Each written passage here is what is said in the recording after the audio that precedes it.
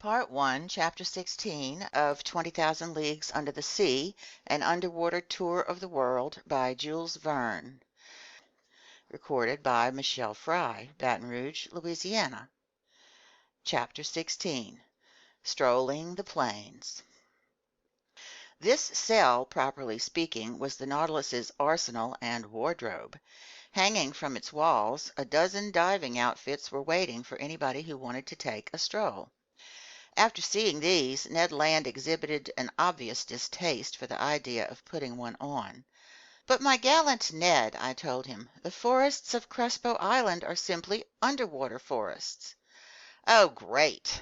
put in the disappointed harpooner, watching his dreams of fresh meat fade away. "And you, Professor Aronnax, are you going to stick yourself inside these clothes?" "It has to be, Mr. Ned."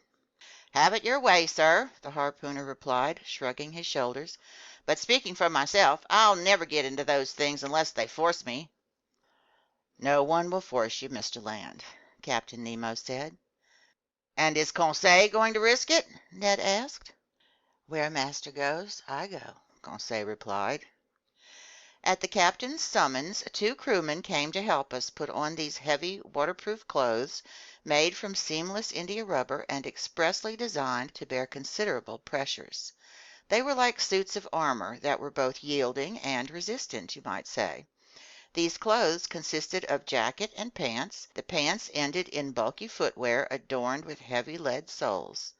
The fabric of the jacket was reinforced with copper mail that shielded the chest, protected it from the water's pressure, and allowed the lungs to function freely. The sleeves ended in supple gloves that didn't impede hand movements.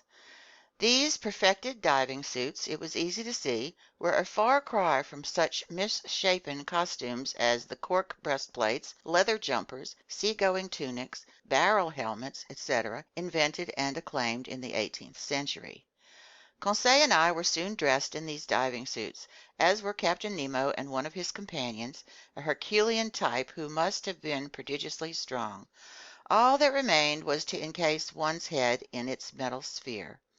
But before proceeding with this operation, I asked the captain for permission to examine the rifles set aside for us. One of the Nautilus's men presented me with a streamlined rifle whose butt was boilerplate steel, hollow inside, and of fairly large dimensions. This served as a tank for the compressed air, which the trigger-operated valve could release into the metal chamber. In a groove where the butt was heaviest, a cartridge clip held some 20 electric bullets that, by means of a spring, automatically took their places in the barrel of the rifle. As soon as one shot had been fired, another was ready to go off. "Captain Nemo," I said, "this is an ideal, easy-to-use weapon. I ask only to put it to the test. But how will we reach the bottom of the sea?" "Right now, Professor, the Nautilus is aground in 10 meters of water, and we've only to depart." "But how will we set out?" "You'll see." Captain Nemo inserted his cranium into its spherical headgear. Conseil and I did the same, but not without hearing the Canadian toss us a sarcastic, "Happy hunting!" On top, the suit ended in a collar of threaded copper onto which the metal helmet was screwed. 3 holes, protected by heavy glass, allowed us to see in any direction with simply a turn of the head inside the sphere. Placed on our backs, the Roquet-Rau device went into operation as soon as it was in position, and for my part, I could breathe with ease. The Ruhmkorff lamp hanging from my belt, my rifle in hand, I was ready to go forth. But in all honesty, while imprisoned in these heavy clothes and nailed to the deck by my lead soles, it was impossible for me to take a single step. But this circumstance had been foreseen, because I felt myself propelled into a little room adjoining the wardrobe. Towed in the same way, my companions went with me. I heard a door with watertight seals close after us, and we were surrounded by profound darkness. After some minutes, a sharp hissing reached my ears. I felt a distinct sensation of cold rising from my feet to my chest. Apparently, a stopcock inside the boat was letting in water from outside, which overran us and soon filled up the room. Contrived in the Nautilus's side, a second door then opened. We were lit by a subdued light. An instant later, our feet were treading the bottom of the sea. And now, how can I convey the impressions left on me by this stroll under the waters? Words are powerless to describe such wonders. When even the painter's brush can't depict the effects unique to the liquid element, how can the writer's pen hope to reproduce them? Captain Nemo walked in front, and his companion followed us a few steps to the rear. Conseil and I stayed next to each other, as if daydreaming that through our metal carapaces a little polite conversation might still be possible. Already I no longer felt the bulkiness of my clothes, footwear, and air tank, nor the weight of the heavy sphere inside which my head was rattling like an almond in its shell. Once immersed in water, all these objects lost a part of their weight equal to the weight of the liquid they displaced, and thanks to this law of physics discovered by Archimedes, I did just fine. I was no longer an inert mass, and I had, comparatively speaking, great freedom of movement. Lighting up the seafloor even 30 feet beneath the surface of the ocean, the sun astonished me with its power. The solar rays easily crossed this aqueous mass and dispersed its dark colors. I could easily distinguish objects 100 meters away. Farther on, the bottom was tinted with fine shades of ultramarine. Then, off in the distance, it turned blue and faded in the midst of a hazy darkness. Truly, this water surrounding me was just a kind of air, denser than the atmosphere on land, but almost as transparent. Above me I could see the calm surface of the ocean. We were walking on sand that was fine-grained and smooth, not wrinkled like beach sand, which preserves the impressions left by the waves. This dazzling carpet was a real mirror, throwing back the sun's rays with startling intensity. The outcome, an immense vista of reflections that penetrated every liquid molecule. Will anyone believe me if I assert that at this 30-foot depth I could see as if it was broad daylight? For a quarter of an hour I trod this blazing sand, which was strewn with tiny crumbs of seashell. Looming like a long reef, the Nautilus's hull disappeared little by little, but when night fell in the midst of the waters, the ship's beacon would surely facilitate our return on board, since its rays carried with perfect distinctness. This effect is difficult to understand for anyone who has never seen light beams so sharply defined on shore. There the dust that saturates the air gives such rays the appearance of a luminous fog, but above water as well as under water, shafts of electric light are transmitted with incomparable clarity. Meanwhile we went ever onward, and these vast plains of sand seemed endless. My hands parted liquid curtains that closed again behind me, and my footprints faded swiftly under the water's pressure. Soon, scarcely blurred by their distance from us, the forms of some objects took shape before my eyes. I recognized the lower slopes of some magnificent rocks, carpeted by the finest zoophyte specimens, and right off I was struck by an effect unique to this medium. By then it was 10 o'clock in the morning.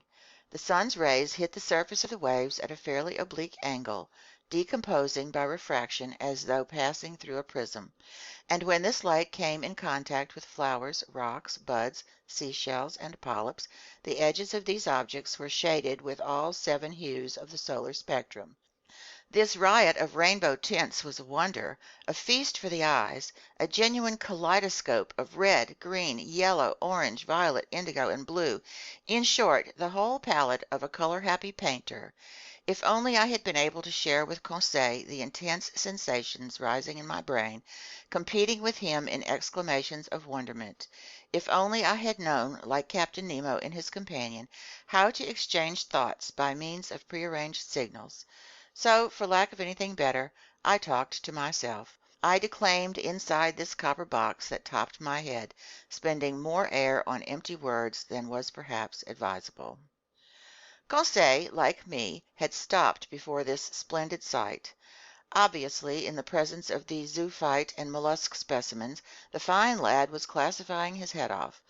Polyps and echinoderms abounded on the seafloor, various Isis coral, cornellarian coral living in isolation, tufts of virginal genus Oculina, formerly known by the name white coral, prickly fungus coral in the shape of mushrooms, sea anemone holding on by their muscular discs, providing a literal flower bed adorned by jellyfish from the genus Porpita, wearing collars of azure tentacles, and starfish that spangled the sand, including vein-like feather stars from the genus Astrophyton that were like fine lace embroidered by the hands of water nymphs, their festoons swaying to the faint undulations caused by our walking. It filled me with real chagrin to crush underfoot the gleaming mollusk samples that littered the seafloor by the thousands: concentric comb shells, hammer shells, coquina, seashells that actually hop around, top shell snails, red helmet shells, angel wing conchs, sea hares, and so many other exhibits from this inexhaustible ocean.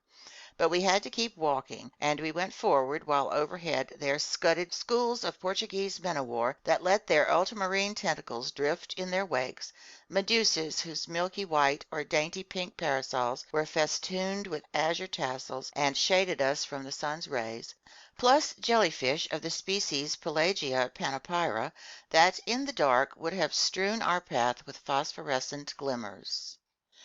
All these wonders I glimpsed in the space of a quarter of a mile, barely pausing, following Captain Nemo, whose gestures kept beckoning me onward. Soon the nature of the seafloor changed. The plains of sand were followed by a bed of that viscous slime Americans call ooze, which is composed exclusively of seashells rich in limestone or silica. Then we crossed a prairie of algae, open sea plants that the waters hadn't yet torn loose, whose vegetation grew in wild profusion. Soft to the foot, these densely textured lawns would have rivaled the most luxuriant carpets woven by the hand of man.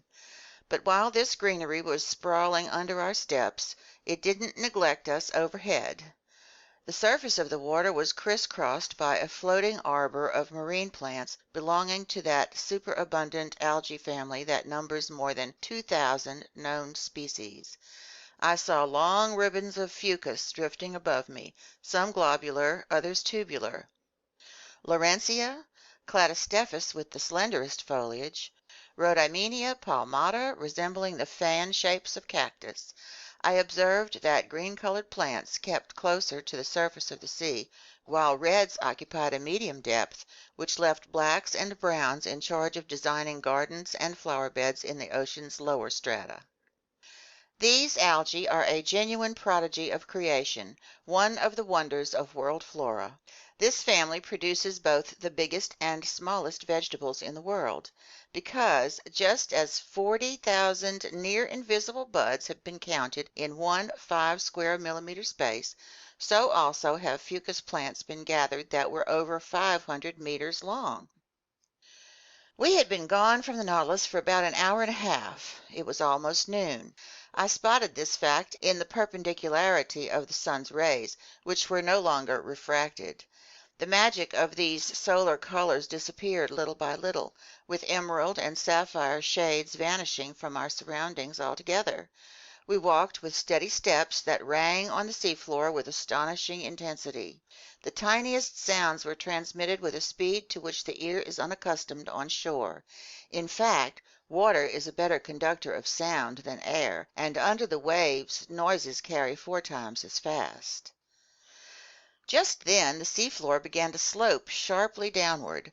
The light took on a uniform hue. We reached a depth of 100 meters, by which point we were undergoing a pressure of 10 atmospheres. But my diving clothes were built along such lines that I never suffered from this pressure.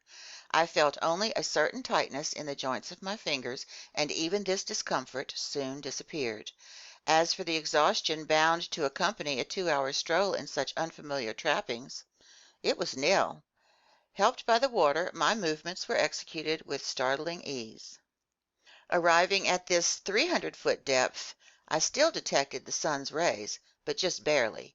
Their intense brilliance had been followed by a reddish twilight, a midpoint between day and night. but we could see well enough to find our way, and it still wasn't necessary to activate the Ruhmkorff device. Just then Captain Nemo stopped. He waited until I joined him, then he pointed a finger at some dark masses outlined in the shadows a short distance away. "It's the forest of Crespo Island," I thought, and I was not mistaken. End of chapter 16.